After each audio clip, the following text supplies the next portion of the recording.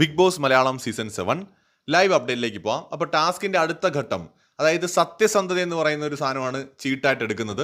സ്വാഭാവികമായിട്ട് അവർ പ്ലാൻ ചെയ്തതിന് ശേഷം അവർ റാങ്ക് ചെയ്യുന്നതിനായിട്ട് ഓരോരുത്തരായിട്ട് വിളിക്കുന്നു. അത് ഭയങ്കര ഇൻട്രസ്റ്റിംഗ് ആയിട്ട് തോന്നി. കാരണം റാങ്കിങ് ഇവിടെ അവർ വളരെ കൺഫ്യൂസ് ചെയ്തിട്ടാണ്, വൈൽഡ് കാർഡുകൾ കൺഫ്യൂസിംഗ് ആയിട്ടാണ് റാങ്കിങ് ചെയ്തത്. അത് കാരണം തന്നെ മറ്റുള്ളവർക്ക് കണ്ടുപിടിക്കുക എന്ന് പറയുന്നത് അത്ര എളുപ്പമാണെന്ന് എനിക്ക് തോന്നുന്നില്ല. ആദ്യം അവർ വെച്ചത് അനുമോളയാണ്, പിന്നീട് അനീഷിനെ വെച്ചു, പിന്നീട് അഭിലാഷിനെ വെച്ചു, ഷാനവാസിനെ വെച്ചു. അങ്ങനെ ആ രീതിയിലാണ് റാങ്കിങ് പോയത്. അവസാനം കൊണ്ടുവച്ചത് എനിക്ക് തോന്നുന്നു ബിന്നിയാണ്. സോ ഇതിൽ ഇവർ കൺഫ്യൂസ് ആയി. ബിഗ് ബോസ് 3 ഓപ്ഷൻ കൊടുത്തു: സത്യസന്ധത, അസൂയ ഓർ സെൽഫിഷ്. അങ്ങനെ 3 ഓപ്ഷൻസ് കൊടുത്തു. അതിനകത്ത് എല്ലാവരും അസൂയ അല്ലെങ്കിൽ സെൽഫിഷ് എന്നുള്ളതിലേക്ക് എത്തി.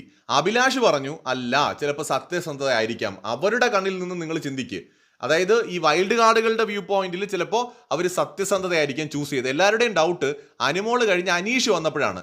അനീഷിന് അങ്ങനെ അസൂയ ഉള്ളതായിട്ട് അനീഷ് കാണിച്ചിട്ടില്ല, ഭയങ്കര സെൽഫിഷ് അല്ല, അതേ സമയത്ത് കുറേയൊക്കെ സത്യസന്ധനുമാണ്. അപ്പോൾ ഒരു കൺഫ്യൂഷൻ ഉണ്ടായി. ബട്ട് ഇവർ പറഞ്ഞത് യഥാർത്ഥത്തിൽ മറ്റേ സെൽഫിഷ് എന്ന് പറയുന്ന ഒരു കാര്യമാണ് ഇവർ പറഞ്ഞത്. പക്ഷേ ശരിക്കുള്ള ഉത്തരം സത്യസന്ധതയായിരുന്നു. അങ്ങനെ ഈ ടാസ്കും നമ്മുടെ വൈൽഡ് കാർഡുകൾ ജയിച്ചു. ബിഗ് ബോസ് പറഞ്ഞു, അപ്പോൾ പണിപ്പുരയിലേക്കുള്ള പണി അതിനായിട്ട് ഒരാളെ തിരഞ്ഞെടുക്കാൻ വേണ്ടി പറയുന്നു. അപ്പോൾ അനുമോളെ അവർ തിരഞ്ഞെടുത്തു, ഈ വൈൽഡ് കാർഡുകൾ. കൂടുതൽ അപ്ഡേറ്റ്സുമായി വീണ്ടും വരാം.